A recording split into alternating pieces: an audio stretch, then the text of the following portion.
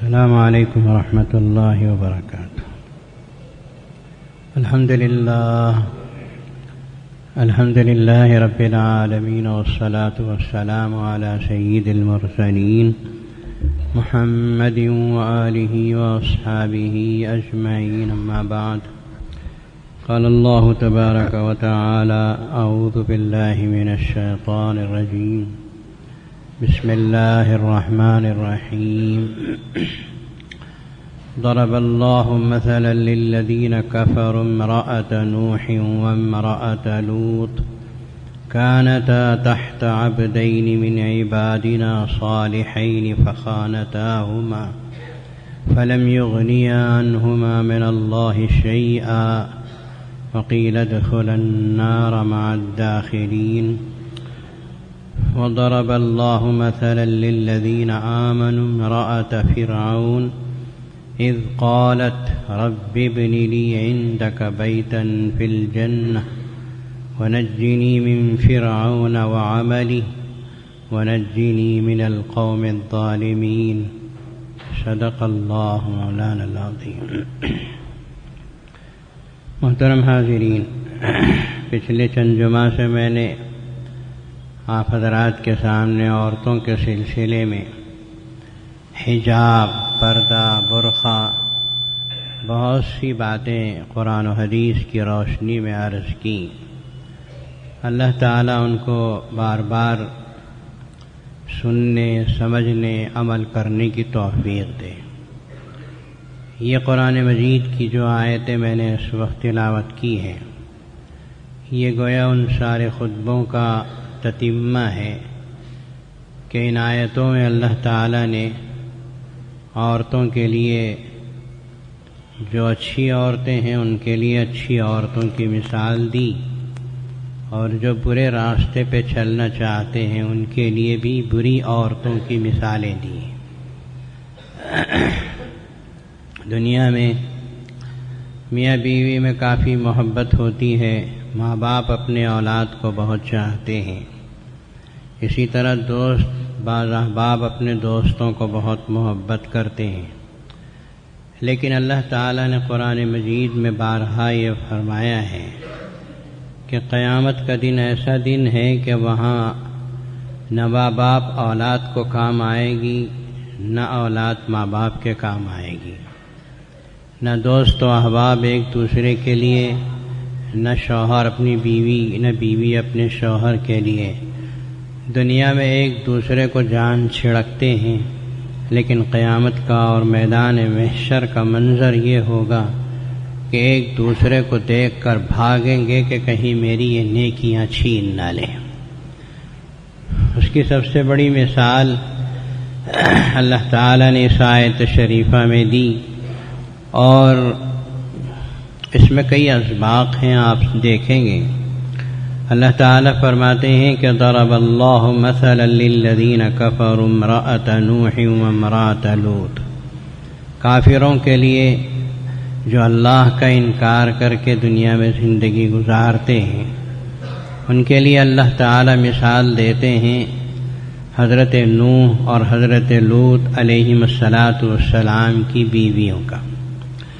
حضرت نوح اور حضرت لوط علیہم السلام بڑے جلیل القدر پیغمبر ہیں، لیکن سوء اتفاق یا اللہ تعالیٰ کی مرضی کہ حضرت نوح علیہ السلام کی بیوی بھی منافق اور کافر تھی، اور حضرت لوط کی بیوی بھی کافر اور منافق تھی۔ قرآن مجید نے کہا کہ فخانتاہما، ہمارے صالح بندے، ان دو بندوں کی بیوی ہونے کے باوجود انہوں نے اپنے شوہروں کے ساتھ خیانت کی۔ خیانت کا مطلب بدکاری تو نہیں ہے، علماء نے تصریح کی ہے، بدکاری کی بات تو نہیں تھی، لیکن اتنا ضرور تھا کہ نوح علیہ السلام کی بیوی اپنے شوہر کے خلاف جو شہر کے بڑے بڑے کفار تھے ان کا ساتھ دیا کرتی تھی، اور اس کے دل میں نفاق تھا، حضرت نوح علیہ السلام کے لیے محبت نہیں تھی۔ اور پھر حضرت لوط علیہ السلام جو حضرت ابراہیم علیہ السلام کے بھانجے ہیں اور پیغمبری سے نوازے گئے اور صدوم نامی ایک علاقے کے لیے پیغمبر بنائے گئے تھے، ان کی بیوی وہ بھی کافرہ تھی، منافق تھی، اس زمانے میں نکاح جائز تھا۔ وہ ایسا کرتی تھیں کہ جہاں کہیں حضرت لوط علیہ السلام کے گھر میں مہمان آتے تھے تو فوراً اپنے قوم کے جو بدکار تھے ان کو خبر دیتی تھی، اور وہ بدکار آ کے پریشان کرتے تھے کہ تمہارے مہمانوں کو ہمارے ساتھ روانہ کرو۔ قوم لوط ایک ایسی قوم ہے جس نے دنیا میں سب سے پہلے مردوں سے لذت لینے کی بات شروع کی تھی۔ اللہ پاک کو یہ عمل اتنا ناپسند ہے کہ اللہ تعالیٰ نے اس کی وجہ سے اس قوم کو 3 قسم کے عذاب میں مبتلا کیا۔ پہلے تو اللہ نے پتھروں کی بارش کی، جبریل علیہ السلام کی خطرناک چیخ ہوئی، اور پھر حضرت جبریل علیہ السلام نے اللہ کے حکم سے اس صدوم نامی بستی کو آسمان تک اٹھا کے لے گئے، اور آسمان سے اوندا پلٹ دیا، ایسا پلٹا کہ وہ زمین میں آیا تو زمین میں دھس گئے اور اوپر پانی آ گیا۔ آج بھی وہ پانی ہے کڑوا کسیلا، جہاں کوئی جانور تک نہیں جاتا، بڑی منحوس اور ملعون جگہ ہے۔ تو ان کی بیوی بھی منافق اور کافر تھی۔ اللہ تعالیٰ نے صراحت سے یہ ارشاد فرمایا کہ فخانتاہما فلم یغنیا عنہما من اللہ شیئا۔ اب یہ دونوں بیویاں نوح کی اور حضرت لوط علیہ السلام کی، پیغمبر کی بیوی ہونے کے باوجود قیامت کے دن ان کو پیغمبر سے کوئی فائدہ نہیں پہنچے گا۔ اور وقیل ادخلا النار مع الداخلین، تم دونوں جاؤ جہنم میں جانے والے کافروں کے ساتھ تم بھی چلے جاؤ۔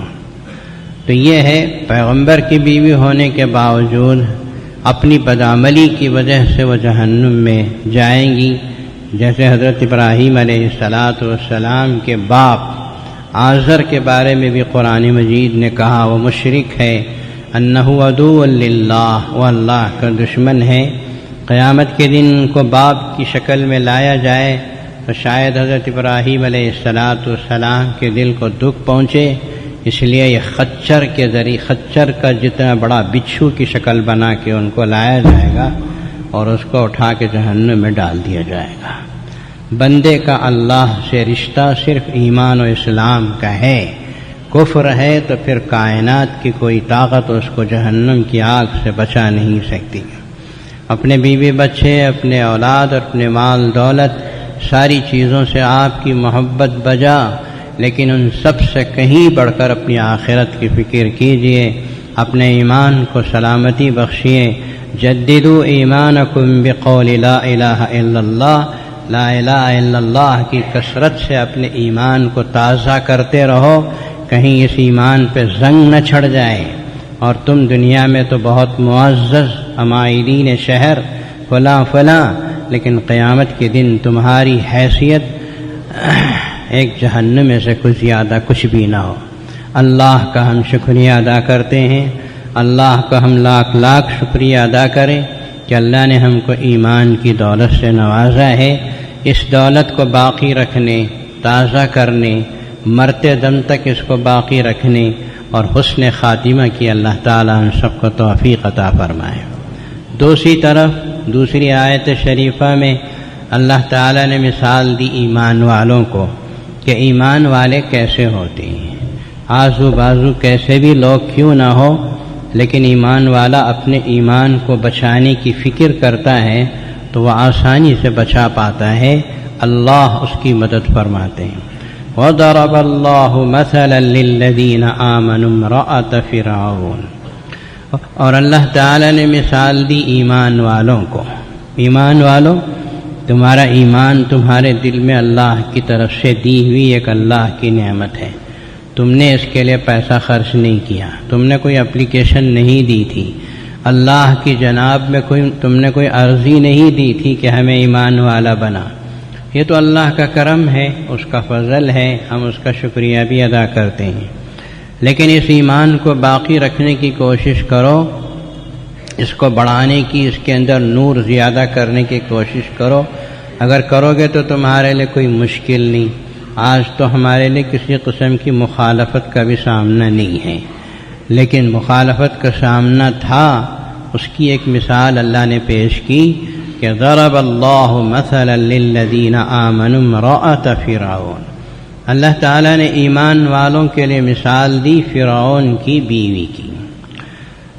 فرعون کی بیوی ایمان لانے والوں میں شامل ہیں، جن کا نام آسیہ ہے، حضرت آسیہ۔ ان کا انتقال ہوا تو جنت میں گئی، اللہ کے نبی صلی اللہ علیہ وسلم کے ساتھ اللہ نے نکاح کر دیا، پیغمبر خدا صلی اللہ علیہ وسلم کے ساتھ۔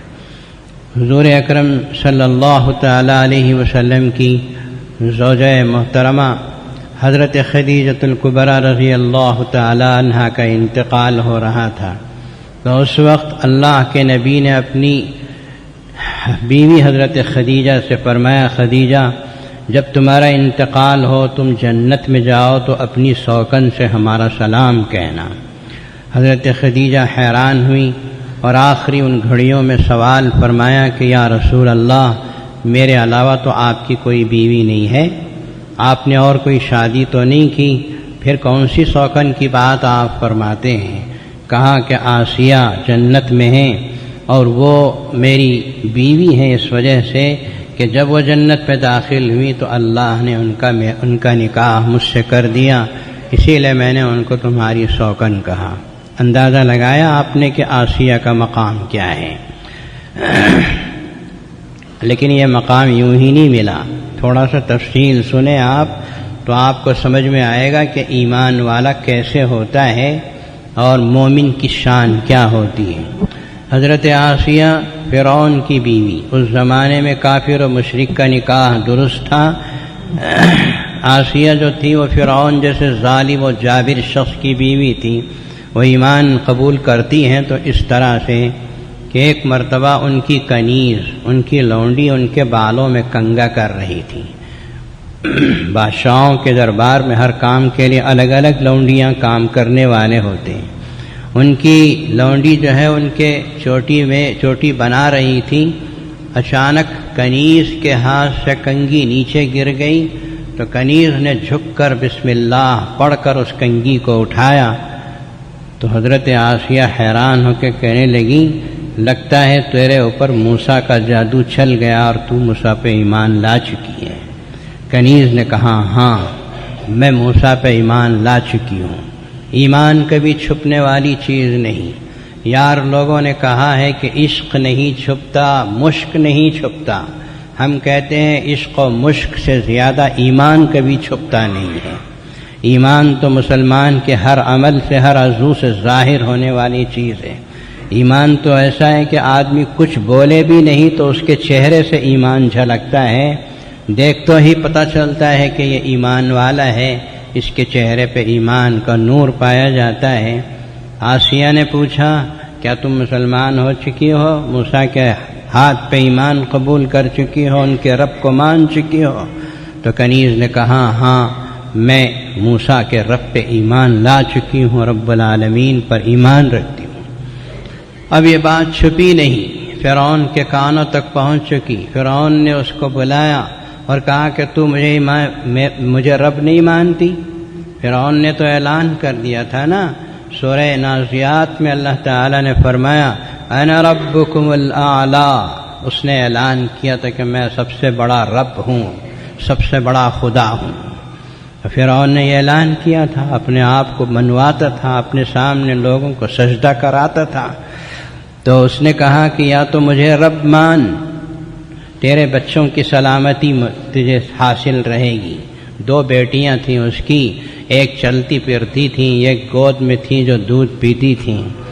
مجھے رب مانتی ہے تو تیری بچیوں کے ساتھ جینے تجھے موقع دوں گا، اور اگر جو مجھے رب نہیں مانتی ہے تو اس نے کھولتی کڑی کی طرف اشارہ کر کے کہا کہ تم تینوں کو ایک بعد دیگرے تیری بچیوں کے تیرے سامنے اس کھولتے تیل میں ڈالوں گا۔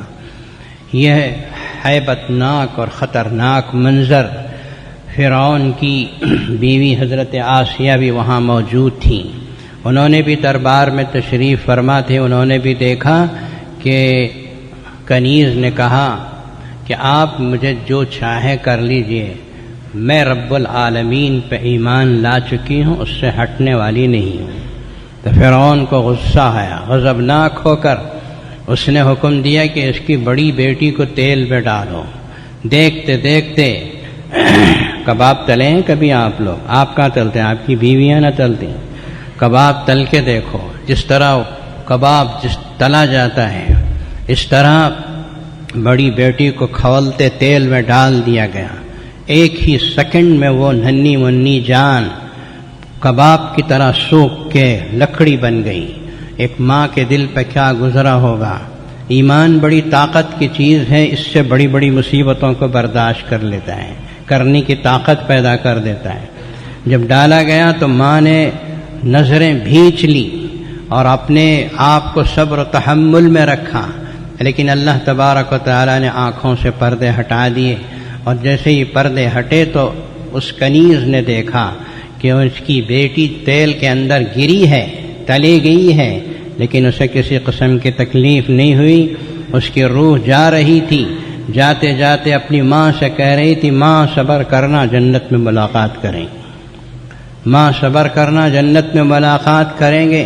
اور پھر اب پوچھا کہ اب تیرا کیا خیال ہے؟ فرعون نے سوال کیا. تو اس عورت نے کنیز نے کہا کہ میرے اندر کسی قسم کی تبدیلی نہیں آ گئی. ایک چلی گئی، اب دوسری کی باری ہے تو ٹھیک ہے. فرعون کو اور غصہ آیا. اس نے اس کی چھوٹی بچی جو گود میں تھی اپنے فوجیوں کو حکم دیا، اسے چھین کے تیل کے اندر ڈالا گیا. اس بچی کو جو بات کرنا نہیں آتا تھا، اس کی زبان نہیں چلتی تھی، چھوٹی بچی کیا بات کرے گی، لیکن جب تیل میں اس کو ڈالا گیا تو اس کی روح بھی اوپر جاتے جاتے ماں کی طرف دیکھ کے خطاب کیا، امی جان صبر کرنا، ہم لوگ جنت میں ملیں گے. اب باری تھی کنیز کی. کنیز نے کہا کہ اب 2 بچیاں چلی گئی ہیں تو اب میں کیا کروں جی کر، اب اپنے اللہ کے پاس جانا مجھے پسند ہے. فرعون بہت غضبناک ہوا. کیسی عورت ہے، اس کا کیسا عقیدہ ہے، کیا ایمان ہے یہ موسیٰ کے اوپر اس کا کہ اس کی لخت جگر دونوں کو میں نے کباب کی طرح تل بھون دیا، پھر بھی بدلنے کے لیے تیار نہیں. اسے بھی فوجیوں کو حکم دیا، اسے اٹھا کے ڈال دیا گیا اور وہ بھی آنے واحد 1 سیکنڈ کے اندر کھولتے تیل کے حوالے ہو گئی، نظر ہو گئی. اللہ تبارک و تعالی نے ایمان میں وہ طاقت رکھی ہے. فرعون کی بیوی آسیہ نے اپنی آنکھوں سے یہ سارا منظر دیکھا اور دیکھ کے سوچنے لگی کہ ہو نہ ہو موسیٰ کا خدا، موسیٰ کا رب العالمین سچ ہے، ورنہ کوئی عورت اپنے بچوں کو کیسے قربان کر سکتی؟ کہیں ہو سکتا ہے کسی دنیا کی چیز کے لیے 1 لاکھ 2 لاکھ 1 کروڑ 2 کروڑ کے لیے کوئی عورت اپنے بچے کو تیل میں ڈالنے پسند کر سکتی ہے؟ ناممکن بات ہے. کچھ ہے. اور پھر حضرت آسیہ کو اللہ نے ہدایت دے دی، انہوں نے ایمان قبول کر لیا. اور یہاں بھی ویسے ہی ہوا کہ ایمان چھپنے والی بات نہیں. فرعون کو جب پتہ چلا کہ گھر کے اندر ہی طوفان آ چکا ہے، گھر میں موسیٰ کا جادو چل چکا ہے، وہ جادو نہیں تھا، حق تھا، اللہ کی دعوت تھی. حضرت آسیہ علیہ السلام مومنہ ہو چکی ہیں، تو فرعون نے ان کو ستانا شروع کیا، تکلیفیں دی، بھوک و پیاس میں مبتلا کیا، جیل خانے کی سختیوں میں ڈالا. کہاں وہ بادشاہ کی طرح رہنے والی، شہزادیوں کی طرح کھانے اور پینے والی، بھوک و پیاس کے لالے پڑ گئے، قید میں ڈال دیا گیا، پیچھے ہاتھ باندھ دیے گئے. جب ٹس سے مس نہ ہوئی، ایمان جب قلب کے ریشے ریشے میں گھس جاتا ہے تو آدمی کو آگ میں ڈالا جانا پسند ہے، لیکن ایمان چھوڑنا پسند نہیں ہوتا. مسلمانوں اپنے ایمان کا جائزہ لو. تھوڑی سی ٹھنڈ ہوتی ہے تو فجر چھوڑ کے سو جاتے ہو، تھوڑی سی ٹھنڈ زیادہ ہوتی ہے تو فجر کی نماز چھوڑ کے سو جانے والا بھی کوئی مسلمان ہے؟ یہاں تو آگ کو برداشت کر رہے ہیں لوگ، کھولتے تیل کو برداشت کر رہے ہیں. ایمان اسے کہتے ہیں. حضرت آسیہ کو سولی پہ چڑھایا گیا. آپ کو معلوم ہونا چاہیے کہ سولی کی ایجاد سب سے پہلے فرعون نے ہی کی تھی. فرعون نے سولی کی ایجاد کی تھی. اس نے حضرت آسیہ کو بہت سخت تکلیفیں دی. ایک روایت میں آتا ہے کہ سل جیسی چٹان، بہت بڑی سل لا کر ان کے سینے پہ رکھ دی، اور پھر ایک روایت میں ہے کہ ان کے ہاتھ اور پیر کو لکڑی کے اندر میخوں کے ذریعے سے گاڑ دیا اور اس طرح ان کو سولی پہ چڑھا دیا. جس وقت ان کو سولی پہ چڑھایا جا رہا تھا تو انہوں نے جو دعائیں مانگی، قرآن مجید نے ان دعاؤں کو نقل کیا. یعنی وہ مانگی ہوئی دعائیں سیدھے عرش تک پہنچی. مظلوم کی دعا عرش تک پہنچتی ہے. کسی پہ ظلم کرنے سے بچو، کسی کو ستانے سے بچو. جن لڑکیوں کو نکاح کر کے اپنے گھروں میں لاتے ہیں ان کو ستانے سے بچو. وہ مظلوم ہے، اس کی آہ عرش تک پہنچتی ہے. تمہاری بربادی کا سامان عرش سے نیچے اترتا ہے. حضرت آسیہ بھی مظلوم تھی، پریشان حال تھی. انہوں نے ظلم سہتے سہتے ایمان کو چھوڑنا تو پسند نہیں کیا، لیکن یوں دعا کر دی اللہ تبارک و تعالیٰ کے حضور، یا اللہ یہ پتھر کی بڑی چٹان میرے سینے میں رکھنے کے لیے آ رہے ہیں، مجھے سولی پہ چڑھانے کے لیے آ رہے ہیں، اس کی تکلیف میں برداشت کر سکوں گی. قالت رب ابنی لی عندک بیتا فی الجنہ. انہوں نے دعا کی کہ یا اللہ مجھے تیرے پاس ایک گھر عطا فرما، جنت عطا فرما. گھر بھی پہلے مانگا، جنت مانگی. ونجنی من فرعون وعملہ، اور فرعون کے عمل سے مجھے نجات دے، فرعون سے نجات دے، فرعون کے عمل سے نجات دے. ونجنی من القوم الظالمین، اور یہ فرعون کے جتنے ظالم کافر لوگ ہیں ان سے مجھے نجات دے. اللہ تعالیٰ نے یہ دعا اس درجے قبول فرمائی کہ اس دعا کو قرآن مجید کے الفاظ میں اتار دیا کہ مسلمانوں قیامت تک اسے پڑھتے رہو، سبق حاصل کرتے رہو. قیامت تک اسے پڑھو اور سبق حاصل کرو. ذرا غور فرمائیے، رسول کریم صلی اللہ علیہ وسلم ارشاد فرماتے ہیں کہ حضرت آسیہ نے اللہ کے نزدیک اپنے لیے گھر مانگا. وہ گھر بھی جنت میں ہو. میں اللہ کے پڑوس میں جنت مانگی. وہ اللہ کے پڑوس میں جو جنت ہے تو وہ تو محمد رسول اللہ کی ہے. اللہ کے پڑوس میں جنت ان کو ملے گی، اللہ کے رسول کو نہ ملے، وہ کہاں سے ہو سکتا ہے؟ حضور اکرم صلی اللہ علیہ وسلم کے لیے آپ دعا کرتے ہیں، اذان ختم ہوتے ہی اذان کی دعا میں آپ مانگتے ہیں، وسیلہ مانگتے ہیں کہ اے پروردگار حضور اکرم صلی اللہ علیہ وسلم کو مقام محمود دے، وسیلہ دے. مقام محمود تو آپ جانتے ہیں کہ جس کے اوپر اللہ کے رسول اللہ کی تعریف کریں گے اور اپنی امت کے لیے شفاعت کریں گے، سفارش کریں گے. یہ وسیلہ کیا ہے؟ وسیلے کے بارے میں حدیث میں ہے کہ یہ اللہ تعالیٰ نے ایک گھر بنایا، ایک جنت بنائی ہے جو عرش کے بالکل قریب ہے، اللہ پاک کے قریب ہے.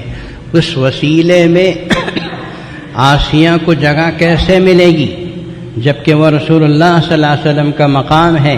تو اللہ تعالیٰ نے حضرت آسیہ کا نکاح رسول اللہ صلی اللہ علیہ وسلم سے فرما دیا کہ شوہر کے ساتھ بیوی نہیں رہے گی تو پھر اور کون رہے گا؟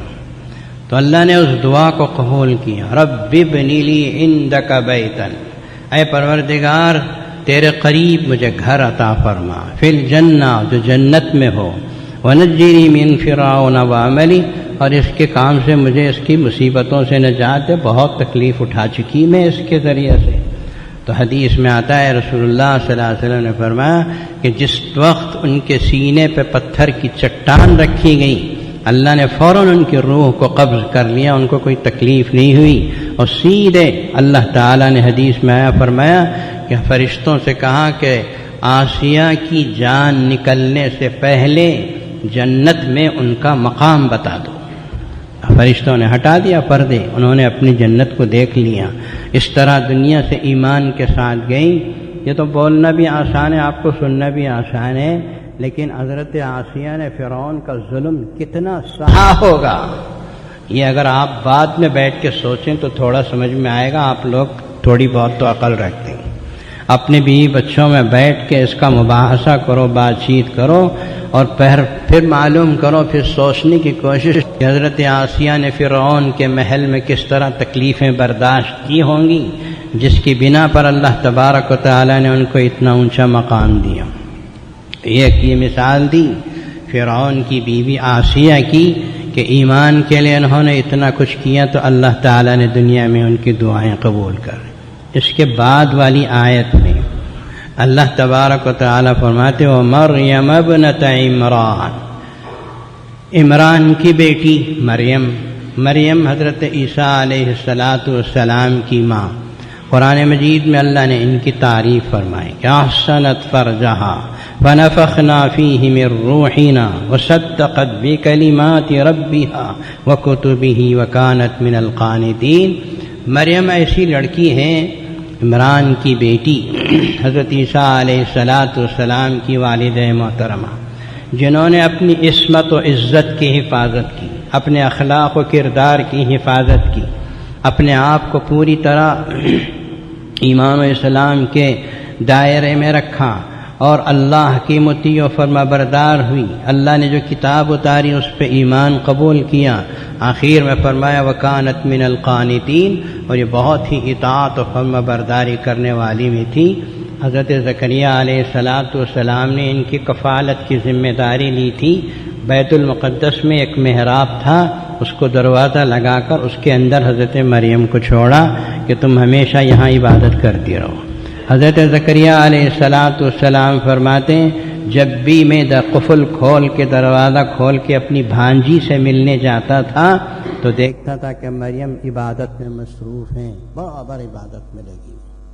ایک بار حضرت زکریہ علیہ السلام کمرہ کھول کے اندر محراب میں گئے تو انہوں نے دیکھا کہ مریم عبادت میں مصروف ہیں، اطراف میں پھل رکھے ہوئے ہیں، ایسے پھل ہیں کہ جو فلسطین میں ملتے ہی نہیں، اور ایسے پھل ہیں جو دوسری جگہ ملتے بھی ہیں تو موسم میں ملتے ہیں، اس کا موسم بھی نہیں۔ انا لکی ھذا، پریشان ہو گئے حضرت زکریہ علیہ السلام، پریشان ہو گئے۔ پہلے ان کے ذہن میں یہی آیا کہ کوئی آدمی اندر آیا ہے جس نے پھل پہنچایا۔ لڑکی کے پاس تو ایسا ہی نا سوال آتا ہے، کسی لڑکی کے پاس عطر آ جائے، جیسے حضرت آمینہ کے پاس خوشبو آتی تھی حالت حمل میں، جب رسول اللہ صلی اللہ علیہ وسلم حمل میں ہوتے تھے تو خوشبو آتی، ایسی خوشبو جسے دنیا میں کسی نے نہیں سونگا۔ تو دادا عبد المطلب پریشان ہو کے کہتے تھے کہ بیٹی یہ عطر کون لا کے دیا تجھے، کون ہے جو تیرے پاس آ رہا ہے؟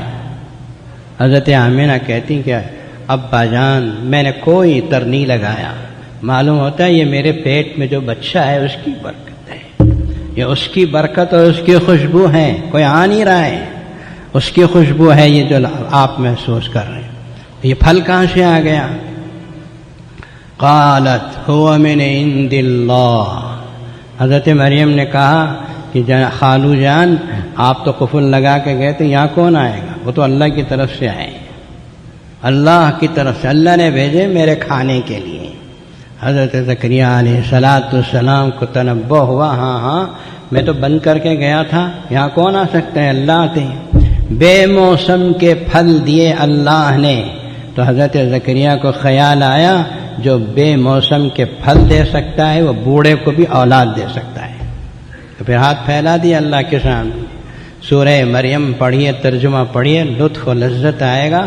اذ نادى ربه نداء خفيا، رات کو تہجد میں اٹھ کے چپکے سے اللہ سے کہنے لگے یا اللہ مجھے اولاد دے، یا اللہ مجھے اولاد دے۔ اگر لوگوں کے سامنے مانگیں گے تو لوگ مذاق کریں گے، بوڑھے کو کیا سوجی ہے بڑھاپے میں اولاد مانگ رہا ہے، اس لیے اللہ تو مذاق کریں گے نہیں نا۔ تو رات میں تہجد کے وقت میں آدھی رات میں اٹھ کے اللہ سے چپکے سے کہے، یہ قرآن میں ہے، نداء خفیہ، آہستہ سے چپکے کہنے لگے اللہ سے کہ اللہ مجھے کوئی وارث عطا فرما، کوئی اولاد دے۔ اللہ نے قبول کیا، حضرت یحییٰ علیہ السلام عطا کی۔ تو یہ تیسری مثال، دو مثالیں تو وہ دی نوح اور لوط علیہم السلام کی بیویوں کی جو کافرہ ہیں، دو مثالیں اسی دی جو مطیع و فرما بردار ہیں، ایک حضرت آسیہ اور دوسری حضرت مریم۔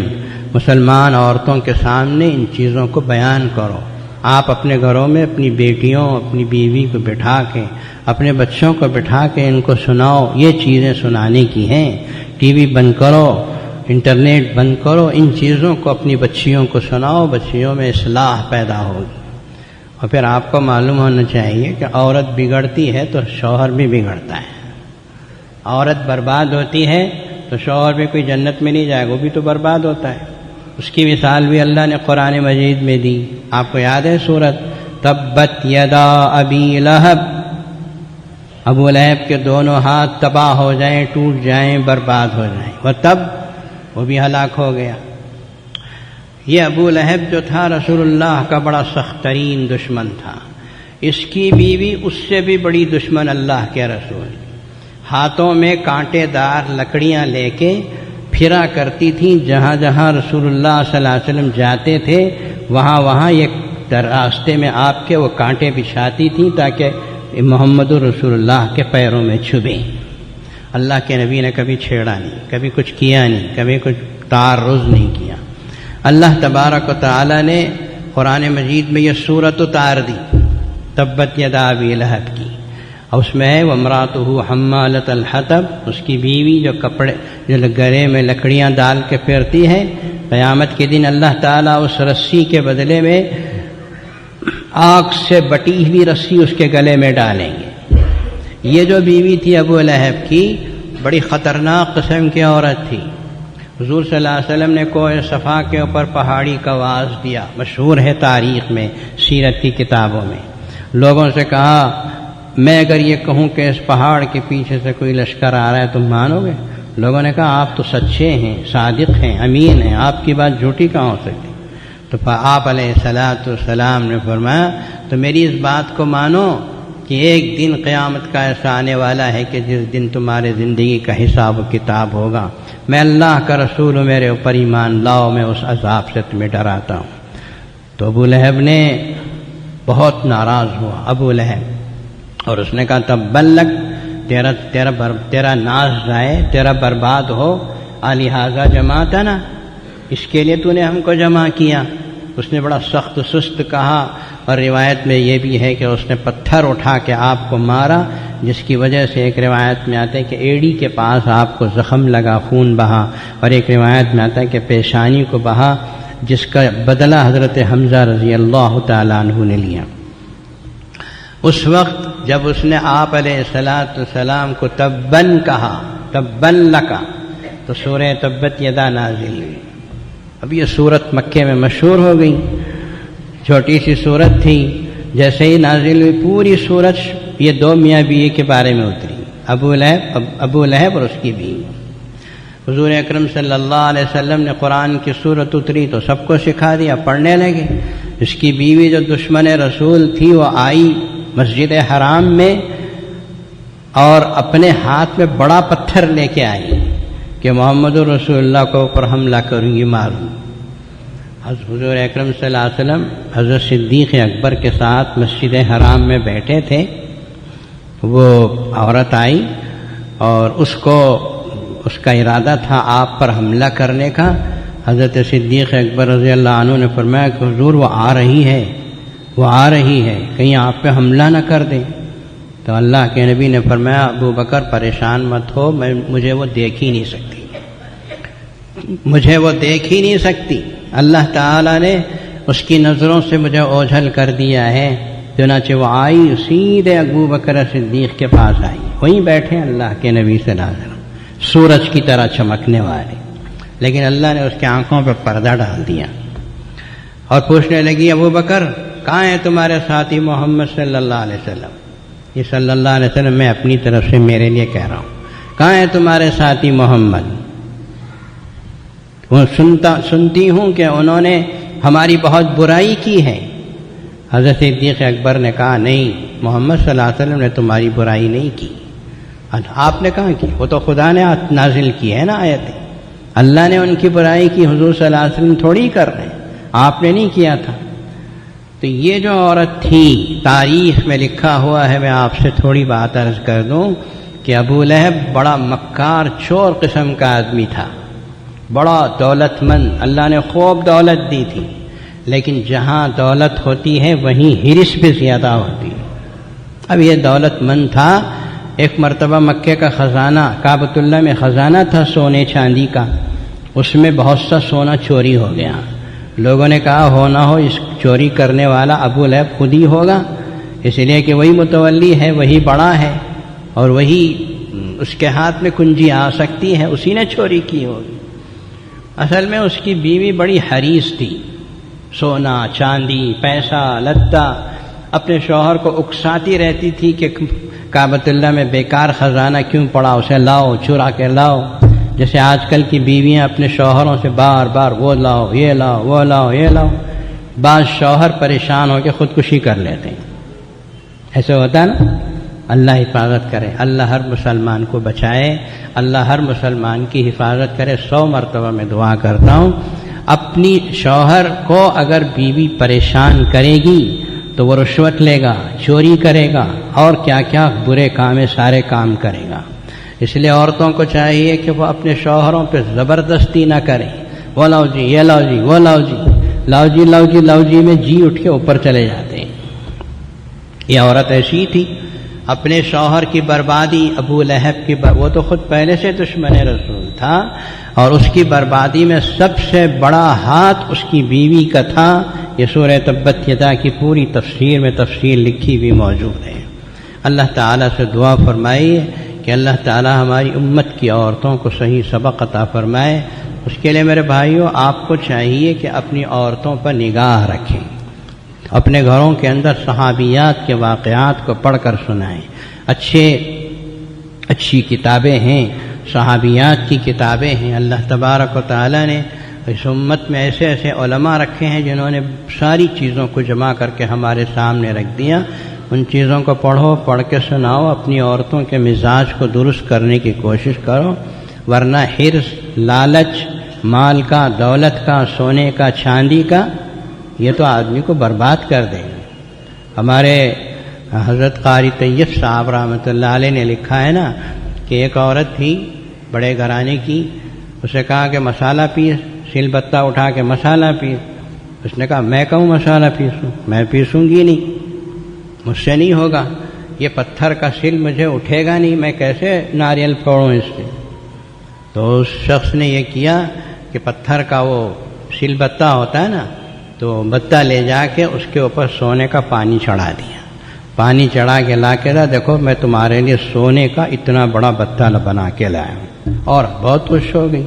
اسے اٹھا کے گلے میں لٹکائے پھر رہی، اب وزن نہیں معلوم ہو رہا، پہلے اٹھ نہیں رہا تھا، اب وزن نہیں معلوم ہو رہا، گلے میں لٹکائے پھر رہے، گلے میں لٹکائے پھر۔ شوہر بھی خاموش رہا، پورا دن گزر گیا۔ رات کو کہا بھئی کل سے تم مسالہ پیسو گی۔ عورت نے کہا مجھ سے نہیں ہوگا۔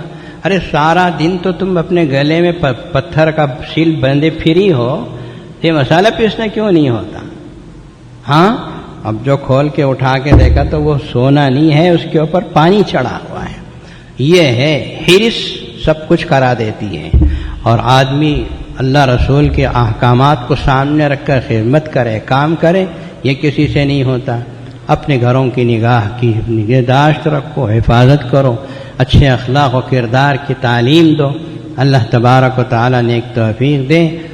5-6 ہفتوں سے جو میں نے سالار میں مضامین لکھے، سالار سیاست میں عورتوں کے پردے کے لیے، اخلاق کے لیے، کردار کے لیے، اور آج بھی جو مضمون ہے کہ اپنے بچوں کو محنت سے کھلانا صدقہ ہے، اپنے بیوی بچوں کو کھلانا جو ہے وہ ثواب کا کام ہے، یہ آدمی سمجھے اور پڑھے تو میں سمجھتا ہوں کہ زندگی میں کام کرنے میں، خدمت کرنے میں، تجارت کرنے میں مزہ ملے گا، لطف ملے گا۔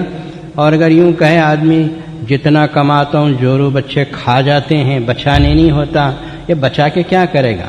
بجا کے رکھ کے خبر میں جائے گا؟ پورے مائی دولت تو خبر میں نہیں جاتی۔ کھلاؤ پلاؤ، موج کرو، اپنی بیوی بچوں کے اوپر خرچ کرو۔ جو اپنی بیوی بچوں پہ خرچ کرتا ہے وہ یقیناً کامیاب ہے۔ جو جمع کے سانپ کی طرح بیٹھ کے مر کے چلا جاتا ہے وہ جا کے اللہ میاں کے پاس روئے گا۔ اللہ تعالیٰ نے ایک توفیق عطا فرمائے۔ محترم حاضرین، جامع علوم جامع مسجد آپ حضرات کی ممنون احسان ہے کہ اللہ تعالیٰ نے آپ کو توفیق دی، اس کی طرف اللہ نے آپ کو متوجہ کیا، آپ کے دلوں میں محبت ڈالی۔ جس کی بنا پر اللہ تعالیٰ نے بڑا لمبا چوڑا وسیع و عریض کام کر دیا۔ میں نے آپ کو بارہا دعوت دی ہے، اب بھی دیتا ہوں۔ جامع العلوم بنی کپا جو 60 ایکڑ کی جگہ پہ ہم نے قائم کیا ہے، ظاہر ہے کہ آپ میں سے ہر مسلمان کا اس میں حق ہے، بلکہ پوری دنیا میں جہاں کہیں مسلمان بستے سب کا حق ہے۔ اور میں نے کہا نا کہ ایک دن ایسا آئے گا کہ ہندوستان کے کونے کونے سے بچے آ کے پڑھیں گے، وہ تو اب ہو چکا ہے۔ ہندوستان کے کونے کونے سے بچے وہاں ہیں، بہار کے ہیں، جھارکھنڈ ہیں، دوسرے ریاستوں کے ہیں، اور ایک دن وہ بھی بات پوری ہوگی کہ دنیا کے کونے کونے سے بھی وہاں علم کے طلب کرنے والے وہاں آئیں گے، پڑھیں گے۔ جب وہ یونیورسٹی بنے گی تو ضرور انشاءاللہ العزیز آئیں گے، تب ہمیں اور آپ کو پتہ چلے گا کہ ہمارے 5-10 روپیوں نے کتنا بڑا کام کیا، اور یہ ہمارے لیے کتنا بڑا صدقہ جاریہ ہے۔ بات یہ ہے کہ اللہ تبارک و تعالی یہ نہیں دیکھتے کہ کون کتنا دیتا ہے، 5 روپے 10 روپے۔ اللہ کے پاس 5-10 روپے 5-10 لاکھ روپے کی کوئی قدر و قیمت نہیں۔ اللہ کے پاس تو صرف جذبہ صادق کی قیمت ہے کہ کون کس جذبے سے دے رہا ہے۔ یا اللہ میرے پاس اتنا ہی ہے، اتنا ڈال رہا ہوں۔ اب ایک آدمی 10 لاکھ روپے رکھنے والا 5 روپے ڈالا جائے گا تو اللہ اسے بھی دیکھتے ہیں، اور ایک آدمی ہے جو 100 روپے کماتا ہے، وہ 10 روپے ڈالتا تو اللہ اسے بھی دیکھتے ہیں۔ دل کے جذبے کی طرف اللہ کی نظر ہوتی ہے۔ ان اللہ لا ينظر الى اعمالکم ولکن ينظر الى نیاتکم وقلوبکم۔ اللہ تمہارے ظاہری عمل کو نہیں دیکھتے، بلکہ دل کے نہاں خانے میں چھپی ہوئی نیت کو اللہ تعالیٰ دیکھتے ہیں، اور اسی کے مطابق عمل فرماتے ہیں، اجر دیتے ہیں۔ اللہ تعالیٰ آپ کی نصرت و اعانت کو شرف قبولیت عطا فرمائے۔ اللہ اس کو قبول فرما کر عالم اسلام کے لیے خیر کے فیصلے فرمائے، فلسطینی مسلمانوں کے اوپر رحم کے فیصلے فرمائے، اور اللہ تعالیٰ ہماری اولاد و افات کو دین سے اسلام